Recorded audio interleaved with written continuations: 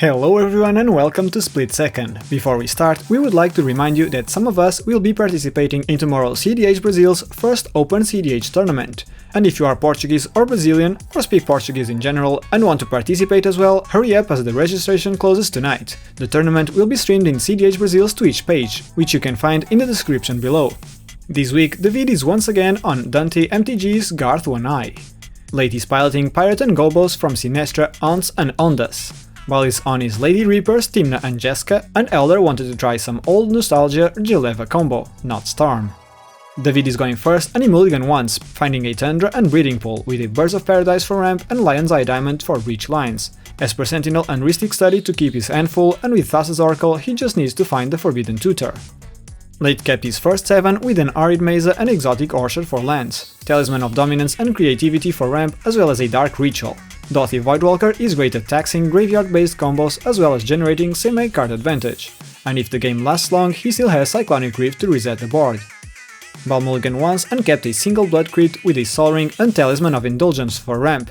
Grinding Station for breach lines, Dark Ritual is in the deck despite not running ad nauseam for explosive turns or sneaky opposition agents, Esper Sentinel for card advantage and Red Elemental Blast for interaction.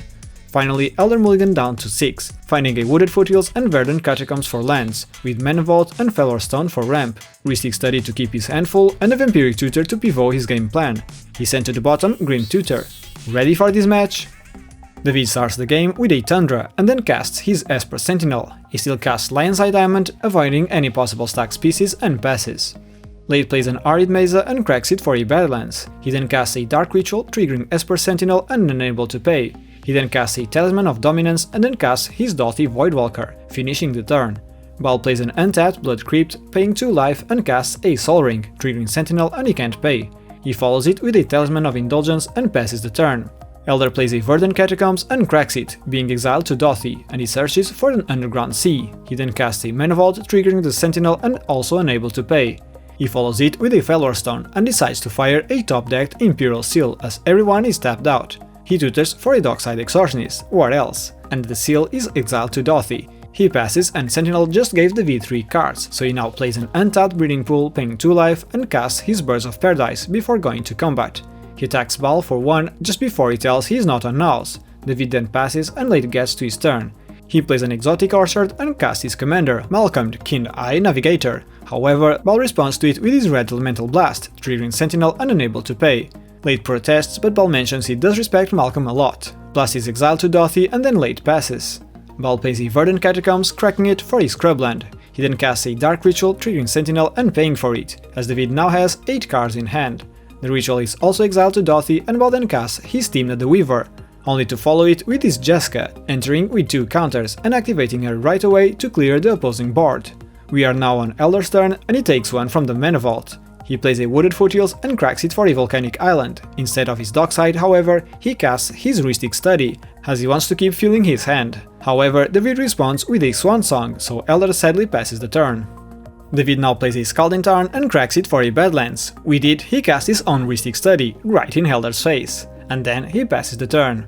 Leite simply plays an Arcane Signet, triggering Rhystic and not paying, bringing up some suspicions as he passes. Baal gets to his turn and straight up attacks Leite, who responds with an Abrade on Tymna, unable to pay for Rhystic. In his second main phase, Baal plays a Spire of Industry and casts an Esper Sentinel, triggering Rhystic and not paying as he and Leite are still discussing threat assessment. He then recasts Tymna with 2 cards in hand, hoping to refill and not paying for Rhystic once again. In Hélder's upkeep, he fires a Vampiric Tutor, triggering Rhystic and Sentinel and not paying for both. The table fears his second tutor, but he claims he's not on old boring Thoracle, so he tutors for an Hullbreaker Horror. He draws and takes 1 from his Mana Vault. He then casts his Dockside, triggering and unable to pay the 1. He gets 7 treasures and with them he casts his commander Jeleva Nephalous Scourge, triggering Rhystic and he sadly can't pay, as he needs the mana for his next turn. Jeleva resolves, entering and triggering to exile the top 4 cards of each player. They try to maintain the exiled cards with void counters separately and then Hélder attacks the vid before passing the turn. The vid plays a Command Tower and after some thinking he casts a Red Elemental Blast on Jeleva, triggering Esper Sentinel but not paying, as one of Hélder's options is to fire Leite's Will with his Jeleva trigger.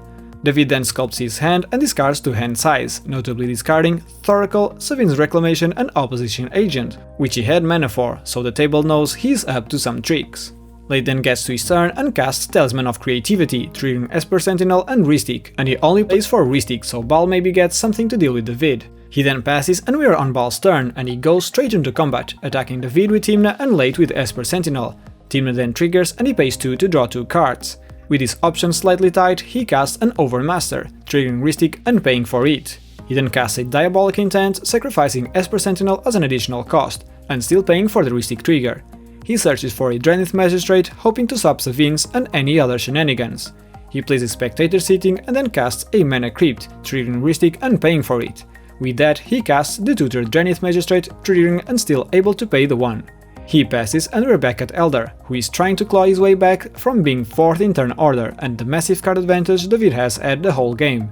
He takes 1 from the vault and attacks Leite right away for a 3, before passing fully untapped. In his end step, however, David ponders his options and fires an Intuition. He had everything planned to win, so with Drannith on the field he has to go through some hoops to do it.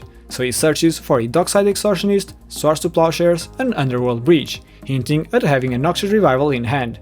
He gets the Underworld Breach, which is still a dead card with Drannith, but still in the end step he does fire his Noxious Revival, to put Swords to Plowshares on top of his deck.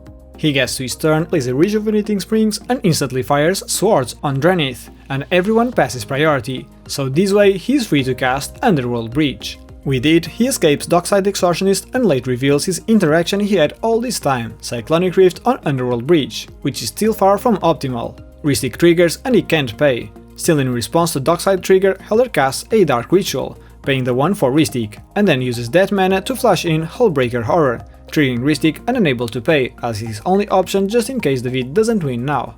David gets 8 treasures and then recasts his Underworld Breach, which allows him to escape Intuition, and he tutors for a Silence, Brain Freeze and Pact of Negation, and there is no good answer here, but he gets the Pact of Negation. He then escapes Brain Freeze and paired with Lion's Eye Diamond he is able to mill his entire library. He can win with Food Chain and Infinite Shivan Dragons, Brain Geyser everyone to death, or simply escape Thassa's Oracle and save the table and the Editor some time. GG. After this match, we decided to play another one, and this time Leite won the dice roll. Leite mulliganed once and kept a pretty fast hand with an Ancient Tomb, Training Center and Gemstone Caverns. Being first means he's not in play as he starts, but he can bring out his commander turn 2, or a Dockside Extortionist in case everyone else starts with fast mana. Jeska's Will can also be easily cast, and he then has Chain of Vapor and Cyclonic Rift to temporarily get rid of some threats. Baal kept his first hand with a Verdant Catacombs, Spiral of Industry and Luxury Suite for lands, Mox Diamond for ramp, and he has Ragavan as well for ramp and see my card draw.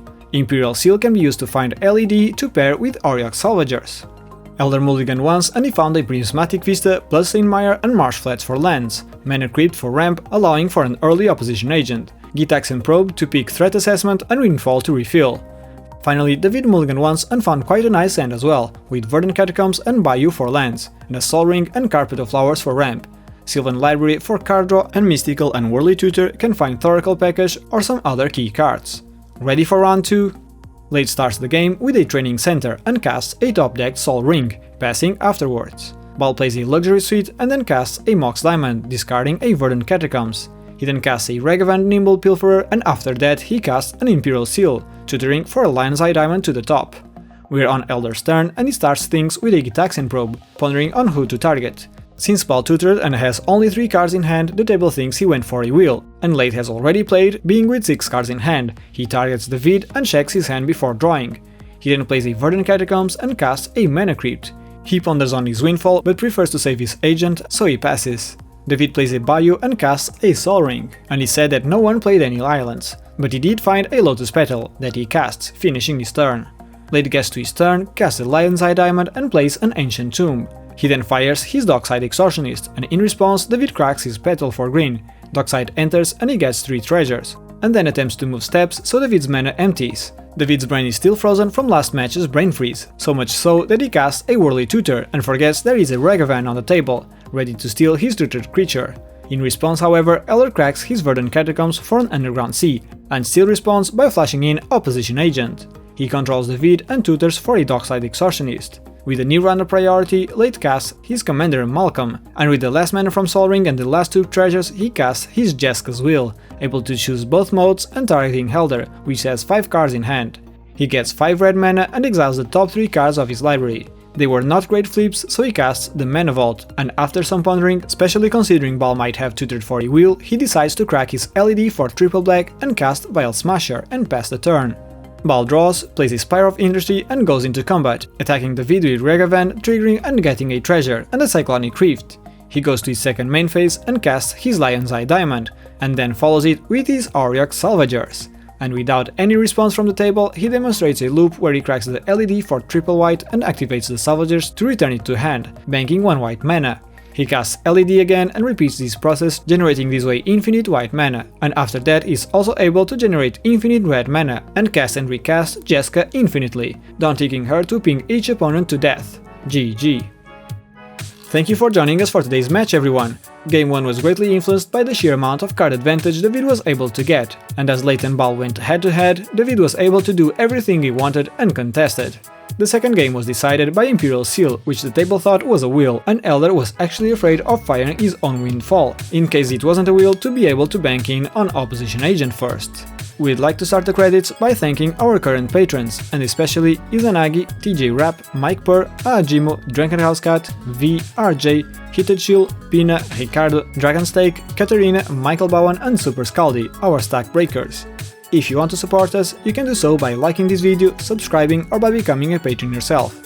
If you want to go through other Commander adventures, click one of the videos on the right. If you want to talk with us about our games or other EDH related matters, join us on Discord. Join us again next week for a new set of Commanders and more decisive plays. See you all then.